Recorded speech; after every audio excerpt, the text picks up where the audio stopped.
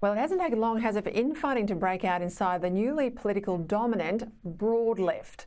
Indigenous policy was never going to be easy for people who prefer symbols to substance. After saying next to nothing about this during the campaign, yesterday at his swearing in, the Prime Minister, Anthony Albanese, confirmed there'll be a constitutional referendum for an Indigenous voice to the Parliament as Labor's #1 policy in a few months, as well as faster action on climate change. Now, on cue, the Greens then came out and said their top priority isn't this voice to Parliament, but instead a treaty. Their Senator from Victoria, Lydia Thorpe, she actually walked out of the 2017 Uluru Summit preferring a treaty to a voice, and now that's official Greens policy, all of which has prompted the new Labor MP for Lingiari, well, she's almost there, former NT Minister Marion Scrimshaw, she's Indigenous as well, to go after the Greens and call them the greatest threat to constitutional recognition of Indigenous people. She said, I'm not so worried about the Liberals, it's more the Greens. And she's right, of course, because the Liberals have supported a voice, wrongly in my view, although what they wanted was a legislated one rather than one that's in the Constitution.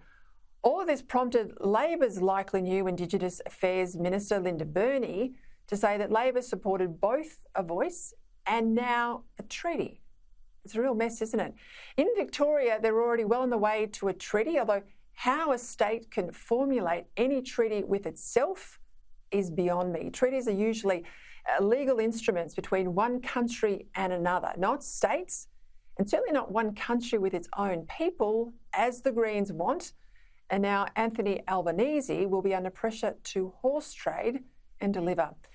One of the best outcomes over the weekend has been the election of a raft of new and able Indigenous MPs to the Parliament of all political persuasions, but in particular, Jacinta Price, the new senator from the Northern Territory.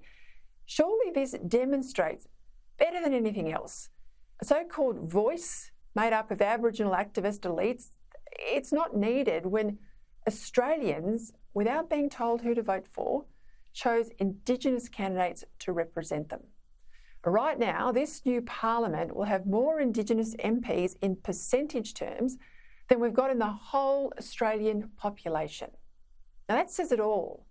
And the fact that those pushing the voice don't want to celebrate that fact, they're not talking about it on the ABC, lest it weakens their case to get this voice up, shows this was never about real Aboriginal voices in the Parliament. It's about the activist class, and it's definitely not about real outcomes for Aboriginal people.